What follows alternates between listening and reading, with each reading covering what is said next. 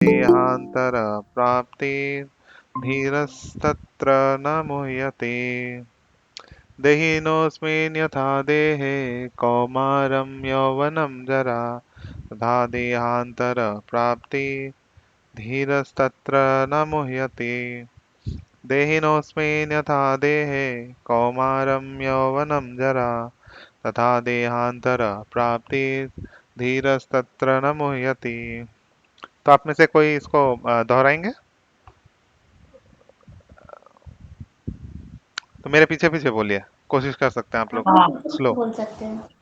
देहिनोऽस्मिन् यथा देहे स्मिन् यथा देहिनोऽस्मिन् देहे यथा कौमारं यौवनं जरा कौमारं यौवनं कौमारं जरा तथा देहांतर प्राप्ति तथा देहान्तरे प्राप्ते धीरस्तत्र न मुह्यति। धीरस्तत्र न मुह्यति।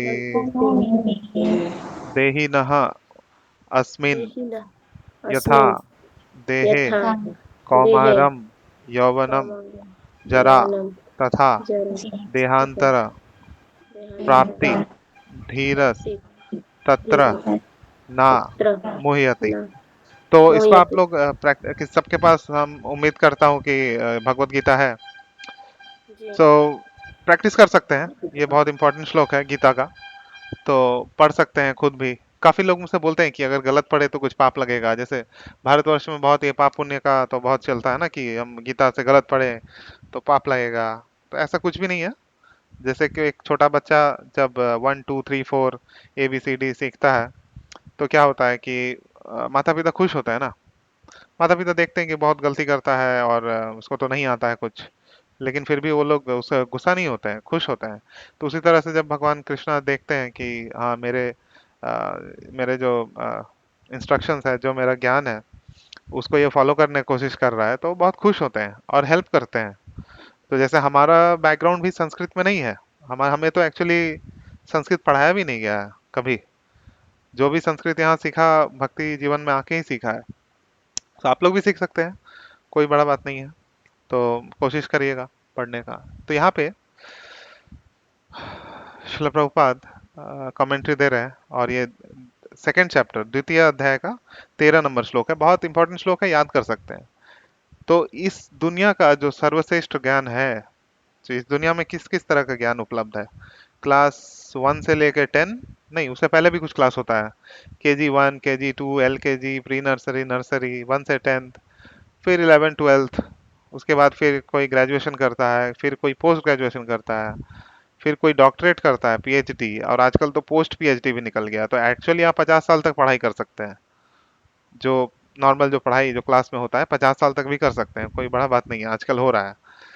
लेकिन वहाँ पे जो ज्ञान बढ़ाया जाता है, जो भौतिक ज्ञान है, उसमें आत्मा के बारे में बिल्कुल भी चर्चा नहीं होता है। तो आप भले ही PhD पढ़ लिए और बड़ा बड़ा डिग्रीज आपके नाम के सामने लग गया, लेकिन आत्मा का ज्ञान हुआ नहीं। तो ऐसे ही शिला प्रभुपाद एक बार गए थे हार्वर्ड में, हार्वर्ड यूनिवर्सिटी जो विश्व का सबसे बड़ा यूनिवर्सिटी है। तो वहाँ पे उन्होंने जाके बोला कि यहाँ पे god, where is the department of god? यहाँ पे गॉड का तो डिपार्टमेंट ही नहीं है।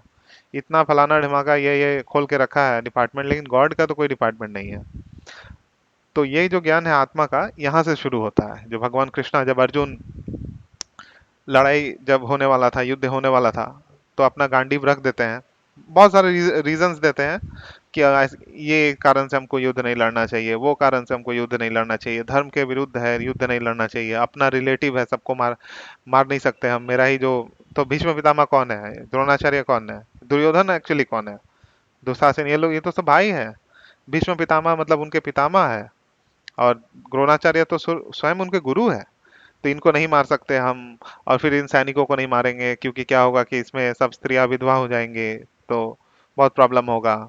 ऐसे बहुत सारे रीजन देते हैं। फिर बोलते हैं कि अगर हम मार के राज्य जीत भी लेते हैं तो क्या होगा, कि क्या फायदा है ऐसा राज्य के का, क्या फायदा है कि हम अपना सारा रिलेटिव्स को ही मार दिए, सारा अपना मतलब जो भी हमारे सगे संबंधी है सबको वध करके।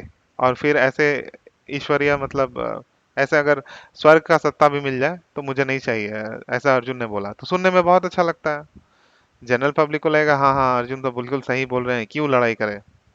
लेकिन कृष्णा फिर सेकंड चैप्टर में, कृष्णा फर्स्ट चैप्टर में कुछ भी नहीं बोलते हैं, द्वितीय चैप्टर में बोलते हैं। द्वितीय चैप्टर में शुरू करते हैं बोलना कुतास्तवा कसमलम इदम, बोलते हैं कि ये नपुंसकता अर्जुन तुम में कहाँ से आ गया।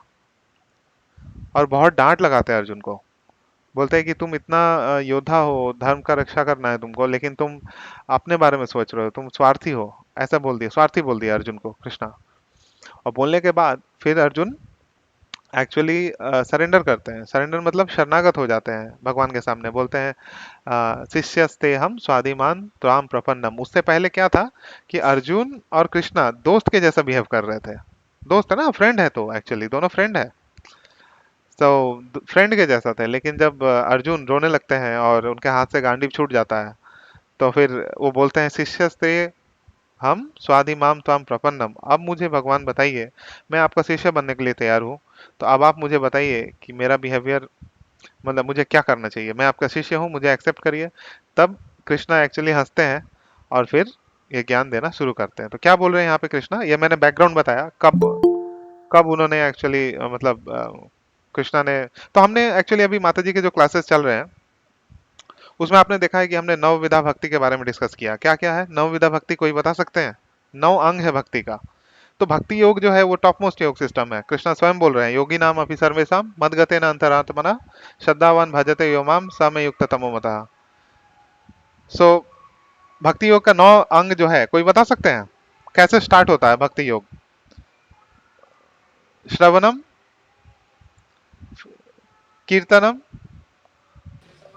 श्रवणम कीर्तनम विष्णु स्मरणम, पाद सेवनम, अर्चनम, दास्यम, साख्यम, वंदनम, आत्मनिवेदनम। ये नौ पार्ट्स है, तो लिख के भी रख सकते हैं, कभी काम आएगा। सो माता जी ने इसके बारे में बताया, और एक एक जो अंग है इसको भक्ति का अंग बोलते हैं। नव विधा भक्ति मतलब नौ तरीके से भगवान का भक्ति किया जा सकता है। कोई भी एक प्रोसेस को अगर आप पकड़ लेना, कोई भी एक प्रोसेस को पकड़ ले तो हमारे जीवन सार्थक है। जैसे श्रवणम, कौन श्रवण किया, अर्जुन श्रवण किए, सुखदेव गोस्वामी श्रवण किए, नारद मुनि श्रवण किए भगवान से डायरेक्टली, तो उनका लाइफ परफेक्ट हो गया। कीर्तनम, मतलब कितने लोगों ने कीर्तन किया भगवान का। कीर्तन, कीर्तन मतलब क्या कि सिर्फ आप हरे कृष्णा गा रहे हो, वो कीर्तन नहीं है। भगवान के गुणगान करना, इसको बोलते हैं कीर्तनम। जो कृष्ण के बारे में गुणगान करना कि कृष्ण कितने महान है, इसका जो गुणगान करना है ना, इसको कीर्तन बोलते हैं। तो कीर्तनम हो गया, श्रवणम, कीर्तनम। फिर क्या है, विष्णु स्मरणम। तो स्मरण और कीर्तन हम अगर अच्छे से करेंगे तो हमें भगवान का स्मरण होगा, भगवान की लीलाएं, भगवान का वाणी, ये सब हमेशा याद आते रहेगा। ठीक है। तो श्रवणम, कीर्तनम, विष्णु स्मरणम। फिर क्या है, पाद सेवनम, कि हम भगवान के पैर, मतलब जो उनका लोटस फीट जिसको बोलते हैं, मतलब पद कमल, उसका जब हम आराधना करते हैं तो उसको बोलते हैं पाद सेवनम। पाद सेवनम में तुलसी महारानी का भी जो हम आराधना कर रहे हैं वो भी पाद सेवनम ही है। क्योंकि तुलसी महारानी कहाँ रहती हैं, कोई बता सकते हैं।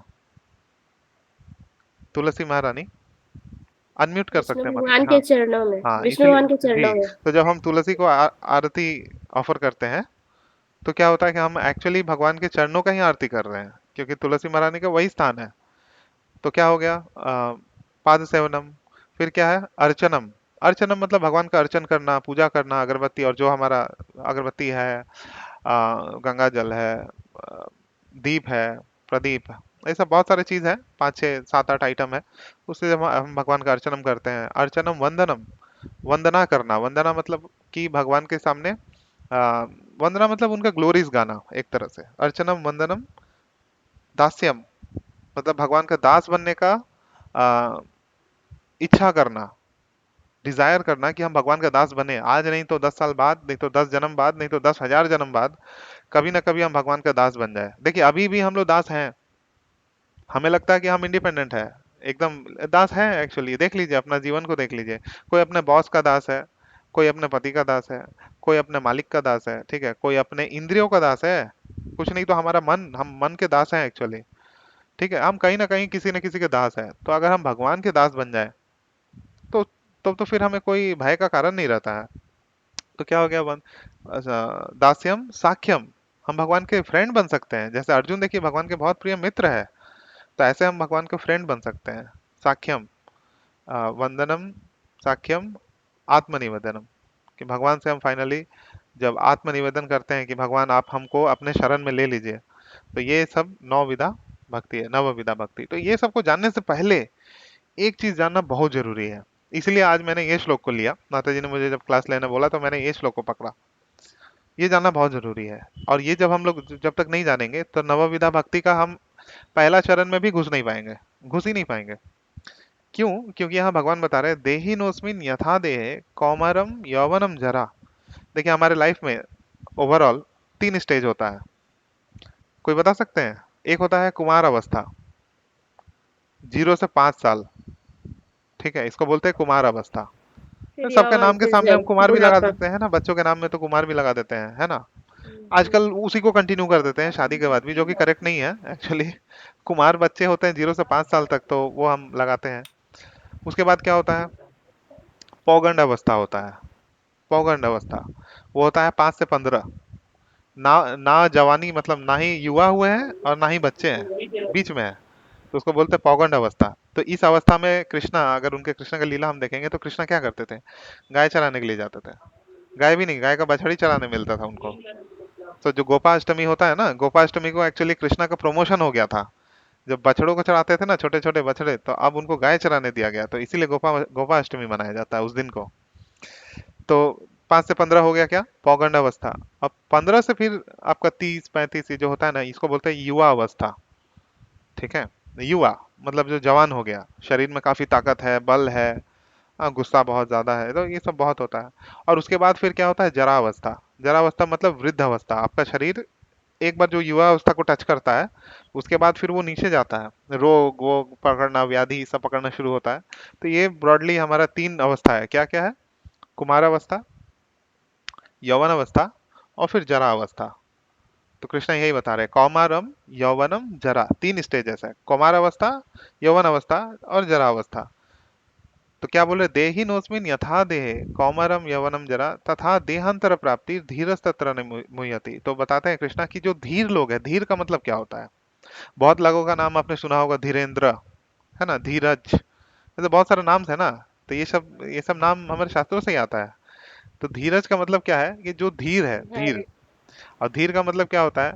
जो इक्विपॉइस, मतलब इक्व, समानदर्शी है। मतलब उसके अगर जीवन में खराब अवस्था भी आए तो वो ऐसे ही बिहेव करता है, और उसके जीवन में अगर अच्छा भी हो तो भगवान की कृपा समझ के उसका एक्सेप्ट करता है। ऐसा नहीं है कि उसके जीवन में कुछ बुरा हो गया है, भगवान छाती पीटने लगेगा और भगवान को ही गाली देना स्टार्ट करेगा। और जब खूब खुश हो गया, तो देखिए नॉर्मली क्या होता है, जब किसी के जीवन में दुख आता है ना, तो वो भगवान को कोसने लगता है। लेकिन बोलता है ये आपके कारण ही ये सब दुख आ रहा है। लेकिन जब उसके जीवन में क्या होता है कि खुशियां आती हैं, तो किसको बोलता है वो? भगवान को थैंक यू बोलता है क्या?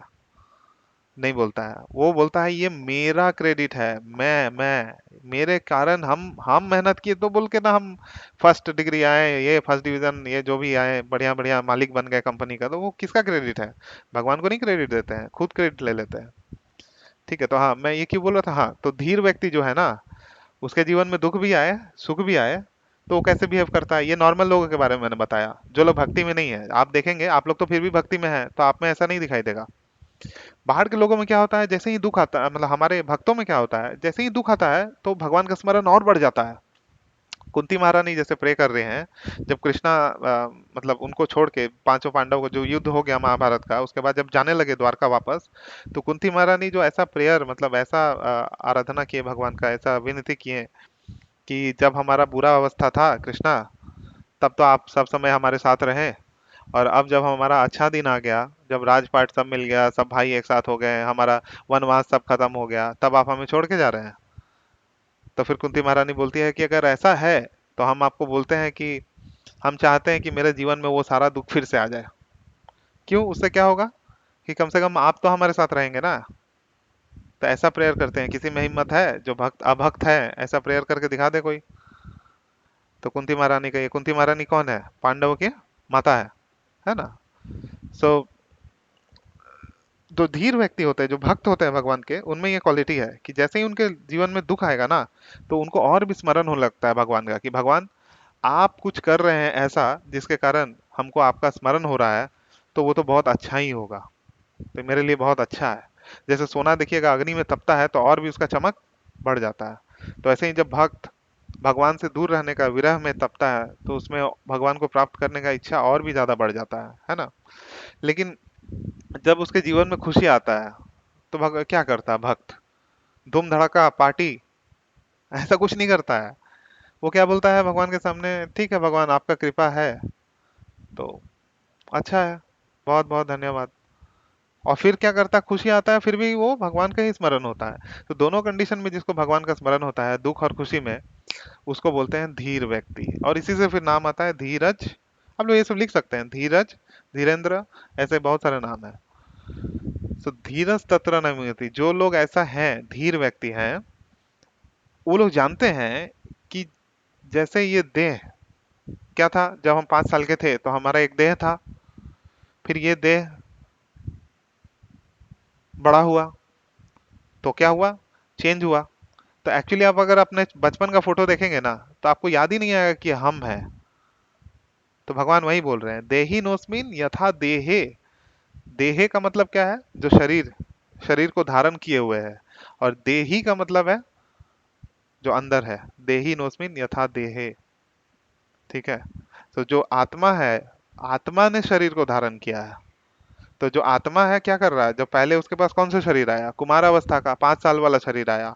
फिर क्या हुआ कि जब थोड़ा बड़ा हो गया, तो उसके पास कौन सा शरीर आया, युवावस्था का शरीर आया।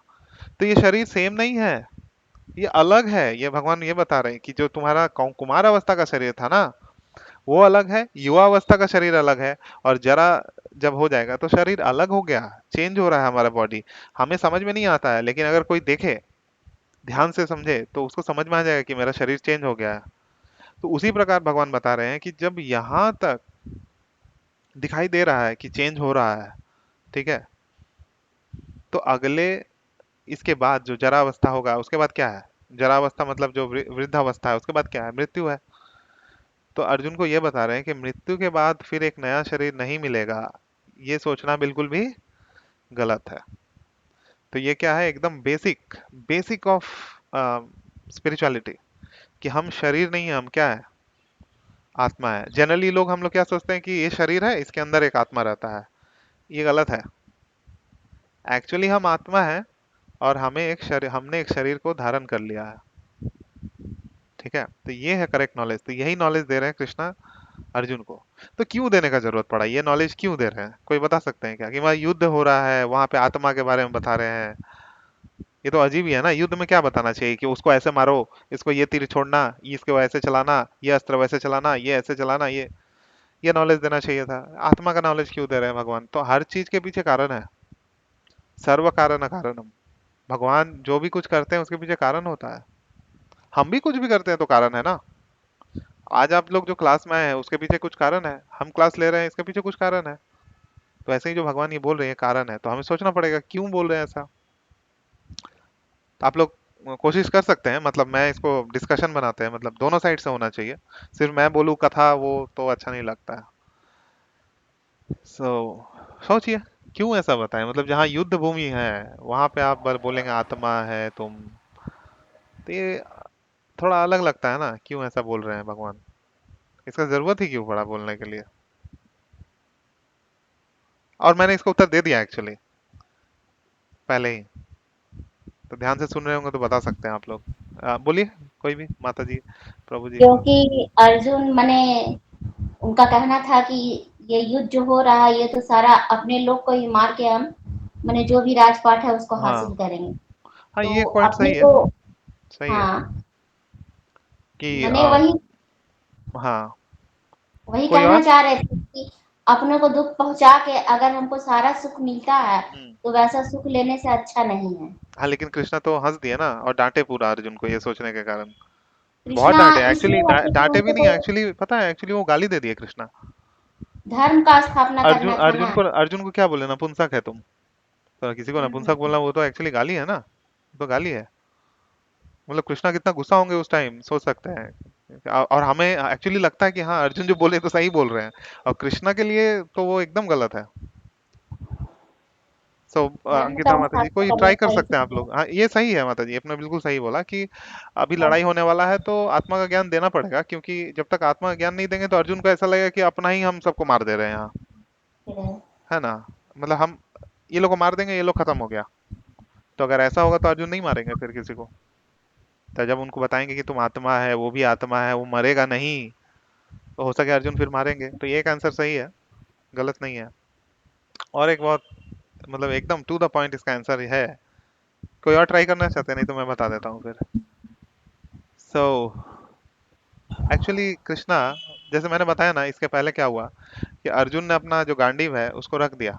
अब गांडीव रख दिया अर्जुन, ये बहुत बड़ा बात है। एक्चुअली उन्होंने ये प्रण लिया था कि उनको कोई भी अगर बोलेगा ना कि गांडीव तुम्हारा बेकार है, तुम रख दो गांडीव, छोड़ दो, उसको मार देंगे। ऐसा प्रण था अर्जुन का कि कोई भी अगर ऐसा बोला तो हम उसको मार देंगे सीधा। वो गांडीव अर्जुन रख दिए, ये बहुत बड़ा बात है। तो एक्चुअली क्या है ना कि अर्जुन बहुत ज्यादा शोक में है, दुख में है बहुत ज्यादा। तो कृष्णा सबसे पहले उनका दुख हटाना चाह रहे हैं। कि मान लीजिए अगर हमें पता चल गया कि हम आत्मा हैं और हम मरेंगे नहीं, और सामने वाला आत्मा है वो नहीं मरेगा, तो इसमें क्या होगा? शोक खत्म हो जाएगा। देखिए क्या होता है, मान लीजिए सिंपल सा एग्जांपल दे रहे हैं, किसी के घर में कोई देहांत हो गया, किसी का भी, मतलब कोई रिलेटिव या कोई जानने वाला, तो क्या करते हैं? सबसे पहले गीता पाठ करते हैं। कोई साधु महात्मा को बुला के प्रवचन कराते हैं, रामायण और जो भी ये सब का पाठ होता है ना, गरुड़ पुराण, ये सब का पाठ होता है। क्यों होता है? शोक दूर करने के लिए। सारा फैमिली दुख में डूबा हुआ है। उस शोक को कैसे दूर करते हैं? गीता में, महाभारत में, रामायण में जब बताते हैं कि तुम आत्मा हो, तुम शरीर नहीं हो, वो मरा नहीं है, वो कहीं और गया है, तब बोलता है अच्छा ठीक है, वो मरा नहीं है, कहीं और गया है, तो उसके लिए प्रार्थना करते हैं, फिर पिंडदान करेंगे और बहुत चीजें करते हैं, है ना। तो इसीलिए बताते हैं। तो गीता का जो स्टार्टिंग जो ज्ञान है भगवान आत्मा का दे रहे हैं, तो इसलिए दे रहे हैं कि अर्जुन का भी शोक खत्म हो जाए। तो शोक खत्म करके क्या होगा? इसके बाद जो इतना सारा ज्ञान है ना टोटल, इसके बाद और 650 श्लोक बोलेंगे, मतलब होगा। तो उसके लिए रेडी कर रहे हैं। मान लीजिए अगर कोई रो रहा है, पूरा शोक में है, दुख में डूबा हुआ है, आप जाके उसको कितना भी ज्ञान लीजिए, लेगा ही नहीं। लेगा? कोई अगर शोक में है कि मान लीजिए किसी का कोई मर गया है, और आप जाके वहां पे बिजनेस प्रपोजल लेके गए, कितना बढ़िया मेरा बिजनेस है, इसमें पैसा लगाओ, इन्वेस्ट करो, स्टॉक मार्केट, वो भगा देगा आपको, वो तो कभी भी नहीं लेगा ना। तो इसलिए कृष्णा उसको पहले बताएं कि देखो तुम आत्मा हो, ठीक है, और जिसको मारोगे तुम, तो वो एक्चुअली मरेगा नहीं। तो ये एक खुशी का भी बात है, और एक्चुअली ये खुशी का बात है, और फिर दुख का भी बात है। क्योंकि आजकल जो प्रचार किया जाता है मॉडर्न युग में कि एक बार शरीर मिला है, एंजॉय कर लो, नहीं तो तुम लॉस में रहोगे। तो जब हमें पता चलता है कि अरे नहीं, ऐसा नहीं है, एक बार तो शरीर नहीं मिला है, फिर से हमको शरीर मिलेगा, तो ये खुशी का बात है या दुख का बात है? उन लोगों के लिए दुख का बात है। उन लोगों के लिए दुख का बात है ना, जो लोग शराब पीते हैं, मांसाहार करते हैं, इतने सारे जो पाप कर्म करते हैं। उनको जब पता चलेगा कि नहीं, ये तो अंत समय नहीं है, इसके बाद फिर एक वो शरीर मिलेगा, और इसके बीच में जो पिटाई होगा नरक में, सो अलग, तो उनके लिए वो बहुत दुख का बात है। वो तो हाय तौबा करने लगेंगे। एक्चुअली एक्चुअली श्रील प्रभुपाद को किसी ने पूछा कि चलिए आप पूरा जीवन भक्ति किए, ठीक है, अब हरे कृष्णा जप किए, भक्ति किए, 4 नियम फॉलो किए, सब कुछ किए, लास्ट में गए, मरते टाइम आपको पता चला कि ऐसा कुछ है ही नहीं यही लास्ट जीवन था आपका, ऐसा तो फिर क्या होगा? What will happen? क्या होगा अगर मान लीजिए जैसे हम लोग भक्ति कर रहे हैं, सब लोग माला कर रहे हैं यहाँ, आप लोग 8 16, हम लोग कर रहे हैं, कोई भी 4 माला, 2 माला, पता चला लास्ट में कि ऐसा तो कुछ था ही नहीं, कृष्णा भी नहीं है भगवान, और आत्मा भी कुछ नहीं होता है, तो फिर क्या होगा? तो प्रभुपाद ऐसे इसका ऐसे उत्तर देते हैं कि ठीक है, हमने क्या किया, हमने अच्छा जीवन फॉलो किया, सारा मॉरल प्रिंसिपल जो भी धार्मिक चीजें हमने फॉलो की, भगवान का स्तुति किया, कुछ भी गलत नहीं किया, मांसाहार ये सब नहीं किया, जुआ और इंटॉक्सिकेशन, दारू वारू ये सब नहीं पिया, तो एक अच्छा जीवन जिया हमने, ठीक है। लेकिन तुम तो ये सब किए, जो पूछा उसी को, रिपोर्टर को बोले, तुम तो ये सब कर रहे हो, मान लो पता चला तुमको कि ये सब सच है लास्ट में, फिर तुम्हारा क्या होगा? तो ये तो प्रॉब्लम का बात है ना, कि जो लोग भी इतना मांसाहार ये सब कर रहे हैं, वो लोग बोलते हैं ना क्या है, आत्मा आत्मा कुछ नहीं होता है, बेकार है सब एकदम। मान लीजिए उनको लास्ट में पता चलता है कि ये सब सच है, कृष्णा भगवान है, और भगवान का सेवा तो कुछ किए नहीं, उल्टा सब अधार्मिक और गलत कामों में हमने अपना जीवन बिता दिया, तो उनके लिए हार्ट अटैक आ जाएगा एक्चुअली। सो ये दुख का भी बात है। तो ये ज्ञान एक्चुअली ये बहुत बड़ा नॉलेज है। हमें तो इंडिया में तो एक रिक्शा टालने वाला को भी ये पता है कि हम लोग आत्मा है, मर गया उसका आत्मा कहीं और चला गया, वो चिड़िया बन गया, वो पक्षी बन गया, सबको पता है ये। लेकिन ये क्या है ना, ये बहुत बड़ा ज्ञान है, ये बहुत छोटा कुछ नहीं है। ये बहुत बड़ा, मैं वो इसलिए स्टार्टिंग में ही क्लास का बताया कि बहुत बड़े बड़े पीएचडी है, यूकेजी एलकेजी फलाना धमाका, 10 class, 12th pass, graduation, post graduation, PhD, post PhD करा के 50 साल आपको पढ़ाएंगे, लेकिन आपको नहीं बताएंगे कि आप आत्मा है। सुनिए, अभी अगर गीता क्लास से पहले कोई आपको आके बताता था कि आप आत्मा है? नहीं बताता था। तो ये देखिए, इसीलिए भगवत गीता जो है ना, इसको क्या बोलते हैं, ओपन सीक्रेट है। ये तो गीता तो सब जगह अवेलेबल है, किसी भी दुनिया में कंट्री में आप जाइए अवेलेबल है, और सब कोई पढ़ सकता है, और सबको ये जानता भी है, लेकिन इसको रियलाइज नहीं कर पाता है। इसलिए ओपन सीक्रेट है, सबको पता है लेकिन फिर भी नहीं पता है। सीक्रेट भी है और पता भी है। तो ये कृष्णा बताएं। और शिला प्रभुपाद इसमें बहुत सारी चीजें लिखते हैं कि आज जब हमें पता चल गया आत्मा है, तो इसमें कृष्णा बहुत सारी चीजें बताते हैं बाद में जाके कि ये शरीर है, इस शरीर का कोई मोल नहीं है एक्चुअली। इस शरीर को, अगर मान लीजिए आलू छीलने वाला देखे हैं आपने माता जी, आलू छीलने वाला, अगर उससे छील दें इसको पूरा शरीर को, तो आपके निकट भी कोई नहीं आएगा हमारे, ना ही बच्चे, ना ही माता पिता, ना ही स्वजन, कोई नहीं आएगा। जस्ट ये सोच के देखिए, ये जो स्किन है ना, स्किन, इसीलिए अंग्रेजी में मतलब इंग्लिश में एक ऐसा बोला जाता है, ब्यूटी इज स्किन डीप, कि मतलब ये सुंदरता है ना, वो उसका क्या मतलब मोल है, वो बस ये चमड़ी, चमड़ी का मोल है बस, और कुछ नहीं। किसी का गोरा चमड़ी है, किसी का काला चमड़ी है, किसी का भूरा चमड़ी है, उसी के पीछे लोग पागल है। यही चमड़ी को अच्छा दिखाने के लिए पैसा दे दे के जिम जाते हैं, 2-3 घंटा जिम हम लोग करते हैं, जो भी हम लोग तो नहीं करते बक लो, बट लोग इसमें पैसा डाल रहे हैं, क्यों? क्योंकि ये स्किन थोड़ा और अच्छा दिखेगा। जो ये जो आपका पूरा लेडीज लोग का जो ब्यूटी मार्केट है, जो मेकअप वेकअप ये सब जो है, बहुत सारा, क्या बोलते हैं इसको, क्या मार्केट बोलते हैं पता नहीं, भूल ही गया। तो ये जो मार्केट है, ये बहुत बड़ा इंडस्ट्री है। और ये किस चीज पे चल रहा है? ये स्किन के ऊपर चल रहा है, स्किन के ऊपर। और जैसे ही ये स्किन हटेगा ना, तो आपको देखेगा भी नहीं कोई, एक्चुअली कोई नहीं देखेगा।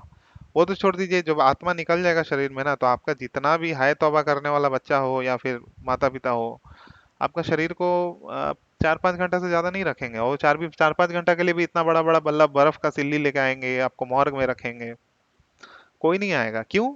क्यों क्यों नहीं आएंगे? क्योंकि इससे बहुत बदबू निकलेगा। जैसे कुत्ता मरता है, तो आपने देखा है ना कभी, इंडिया में तो कहीं सड़क पे ही कुत्ता मर जाता है, कितना गंदा बदबू आता है ट्रेन वेन से जब जाते हैं। तो ये हमारा शरीर जब मरता है ना, तो आंख वाँख गल जाता है पूरा, मतलब देख नहीं पाइएगा आप। देख, बहुत बुरा अवस्था होता है। तो ये जो शरीर है ना, इसके भगवान का आंखों में इसका कोई मोल नहीं है एक्चुअली, कोई मोल नहीं है। इसलिए कृष्णा ये बता रहे हैं, फर्स्ट ज्ञान है कि कृष्णा क्या चाहते हैं। कृष्णा हाँ, चाहते हैं कि हाँ हम भक्ति करें, सब कुछ करें, लेकिन कृष्णा क्या, हमारा आत्मा चाहते हैं, हमारा आत्मा से प्रेम करते हैं कृष्णा, शरीर से नहीं। आज हमारा ये शरीर है, कल हम मर जाएंगे, तो कुत्ता का शरीर मिलेगा, तो शरीर से प्रेम करके क्या करेंगे? फिर सुअर का शरीर मिलेगा, वहां जाके हम गटर में जाके वही खाएंगे, विष्ठा विष्ठा मल खाएंगे। शरीर का कोई वैल्यू नहीं है। लेकिन ये जो पूरा समाज है, और जो हमें पढ़ाया जाता है, जो हमें बताया जाता है, उसमें कहीं भी इस चीज का ज्ञान नहीं है।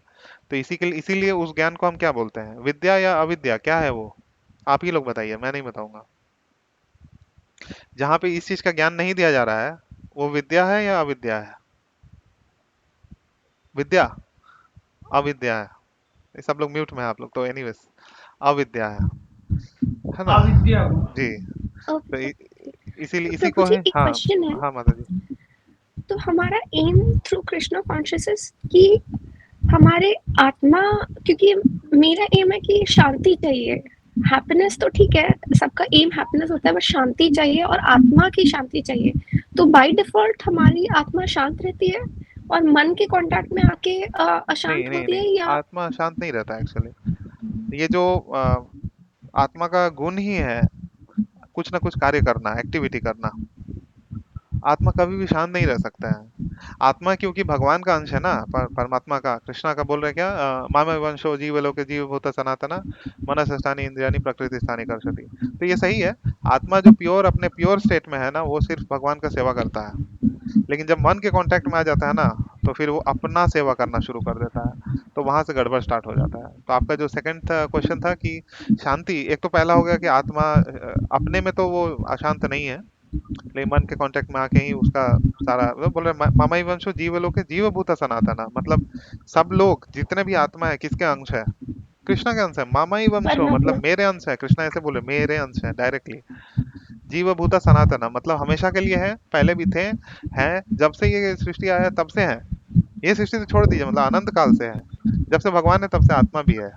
ऐसा नहीं है कि भगवान आए फिर आत्मा को बनाया, ऐसा नहीं है, भगवान आए और आत्मा आया एक साथ। तो मना षष्ठानी इंद्रियानी प्रकृति स्थानी कसते, जो मन के कांटेक्ट में आके वो लोग प्रकृति का भोग करना चाहते हैं, जिसके कारण वो लोग दुख में फंस गए हैं। और जो शांति का मार्ग है वो कृष्ण बताते हैं, ईश्वर सर्वभूता नाम हृदय से अर्जुन तिष्ठति। और एक जगह बताते हैं सुहृदम सर्वभूता नाम ज्ञात्वा माम शांति मृष्टति।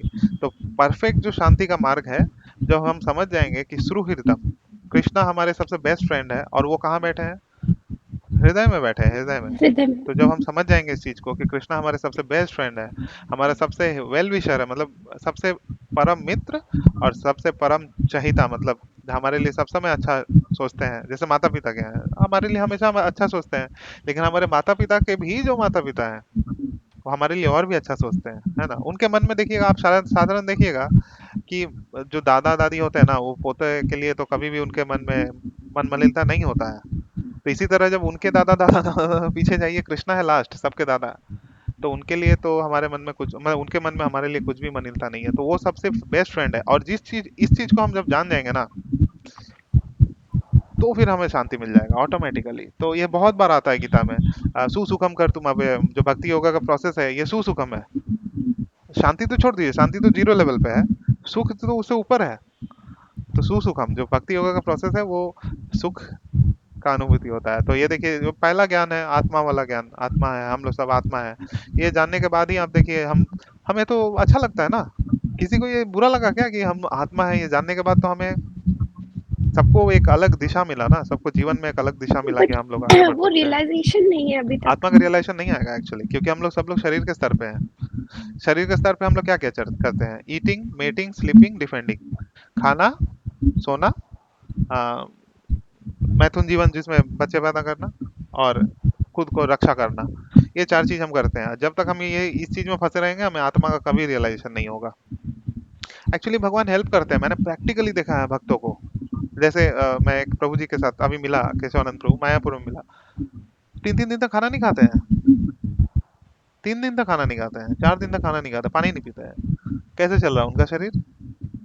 एक्चुअली भगवान हेल्प करते हैं। शरीर के ऊपर उठ गए हैं वो लोग, शरीर के ऊपर उठ गए। शिला प्रभुपाद अब देखिए 70 साल के एज में कैसे कोई इतना बड़ा मूवमेंट खड़ा कर दे। खाने के लिए नहीं है कुछ, पैसा नहीं है कुछ, ये लोग भगवान के कांटेक्ट में आके उन शरीर के लेवल के ऊपर चले गए हैं। तो जिस दिन हमें भी ये रियलाइजेशन आएगा, लेकिन फिर कृष्णा बोल रहे हैं प्रोसेस में भी तुमको सुख मिलेगा। ऐसा नहीं है कि एक दिन तुम रियलाइज कर लोगे तब तुम्हें शांति मिलेगा, अच्छा मिलेगा, नहीं, बोले प्रोसेस फॉलो करते ही तुमको देखो शांति मिलेगा।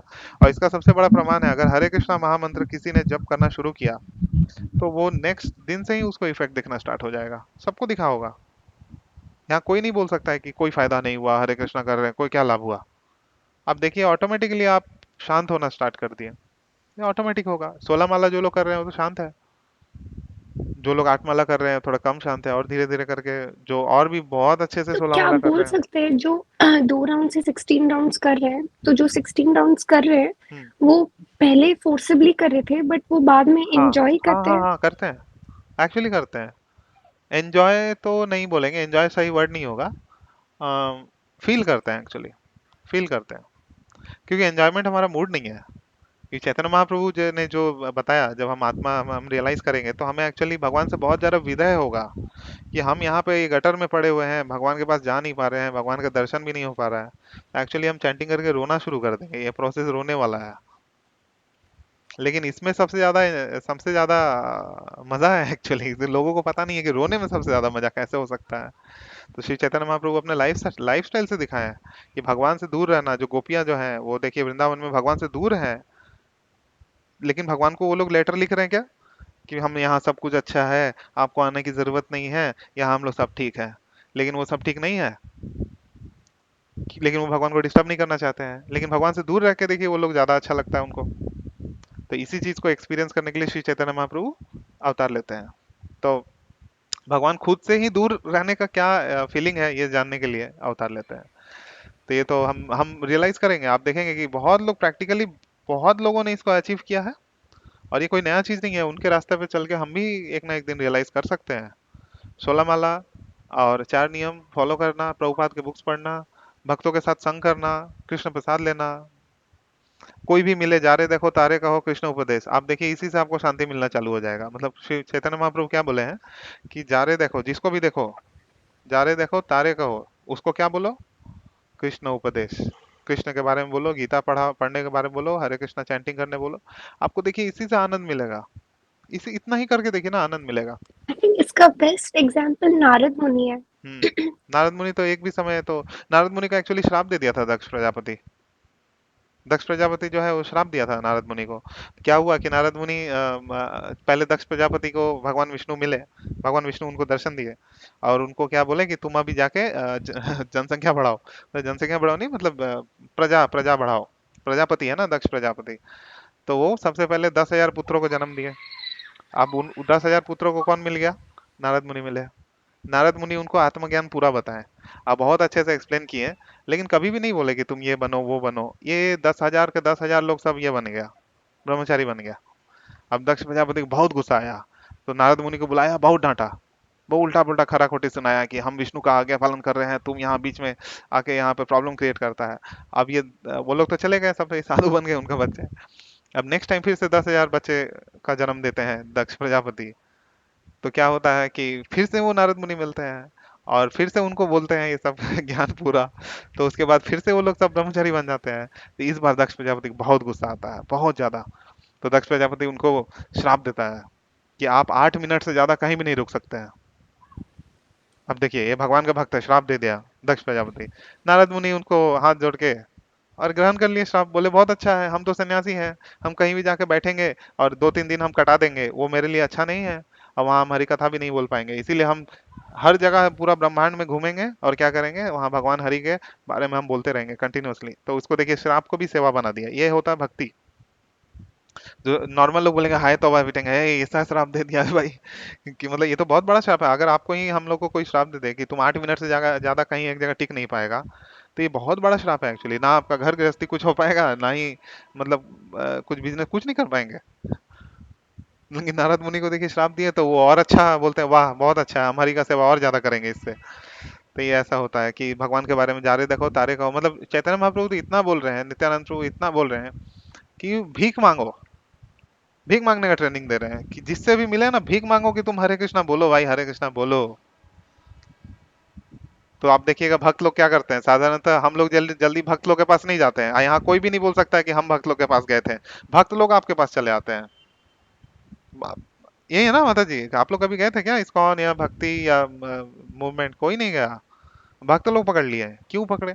चैतन्य महाप्रभु का ऑर्डर है, जा रे देखो तारे कहो कृष्ण उपदेश, आमार आज्ञा गुरु होइया तारो यही देश, मतलब मेरा आज्ञा पे तुम गुरु बनो, मेरे आज्ञा पे तुम गुरु बनो और कृष्ण का नाम का प्रचार करो। इसी से ही देखिएगा सारे प्रॉब्लम सॉल्व होंगे। बाकी तो हम लोग जितना भी कोशिश करें सारे प्रॉब्लम कभी सॉल्व नहीं होने वाले हैं। सारे सॉल्व प्रॉब्लम का एक ही सॉल्यूशन है, हरे कृष्णा कृष्णा कृष्णा हरे हरे, हरे राम राम राम हरे हरे। यही है। और इस चीज को जब हमने समझ लिया कि जो ये हरे कृष्णा महामंत्र हम कर रहे हैं, यही सबसे सर्वश्रेष्ठ है, बाकी और कोई चीज का जरूरत नहीं है, तो फिर हमने हमारा लाइफ परफेक्ट हो गया। उस दिन से हमें एक्चुअली जो हरि नाम का पावर है वो समझ में आने लगेगा। ये यही चैतन्य महाप्रभु यही बोले। चैतन्य महाप्रभु जब बनारस गए, तो वहाँ पे तो बहुत सारे मायावादी सन्यासी लोग हैं जो लोग वेदांत पढ़ते हैं, वेदांत सूत्र पढ़ते हैं और उस पर बहुत दिन रात चर्चा करते हैं। तो जैसे चैतन्य महाप्रभु गए वहाँ नाचते गाते पूरा अपना मंडली लेके, और जैसे ही चैतन्य महाप्रभु इतने सुंदर, उनको जो भी देख रहा है सब लोग आके ज्वाइन कर ले रहा है और वो भी हरे कृष्णा बोलने लग रहा है सब।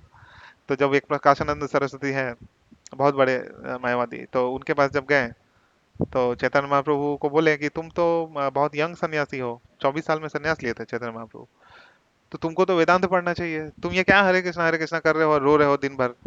तो वो क्या बोले, चैतन्य महाप्रभु साइड में बैठ गए और बोले कि हम तो मूर्ख हैं, मेरा गुरु ने जब देखा कि मैं हरे कृष्णा जब बोलता हूँ तो मैं पागल हो जाता हूँ, तो उन्होंने बोला कि तुम वेदांत तुम पढ़ेगा तो तुम उसको बर्बाद कर देगा पूरा, इसलिए तुम हरे कृष्णा बोलो।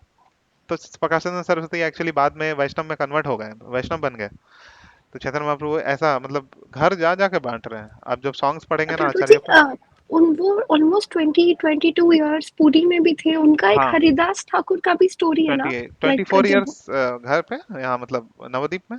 वे 24 इयर्स जगन्नाथपुरी में। पुरी में। तो जगन्नाथ उससे पहले ही तो मायापुर में ही आपको जगन्नाथ मतलब हरिदास ठाकुर मिल गया था। हरिदास ठाकुर एक्चुअली बट एक उनका डेथ मुस्लिम, का एक बहुत अच्छा स्टोरी है ना, हाँ मुस्लिम लाइक परिवार में जन्म हुआ था। मैं ये बोल के खत्म कर दूंगा कि हरिदास ठाकुर जो थे ना, उनका मुस्लिम परिवार में जन्म हुआ था। यवन यवन यवन परिवार में। यवन लोग कौन होते हैं? जो गाय को मारते हैं और ब्राह्मण लोग को मारते हैं, उसको यवन बोलते हैं। तो यवन परिवार में उनका जन्म हुआ।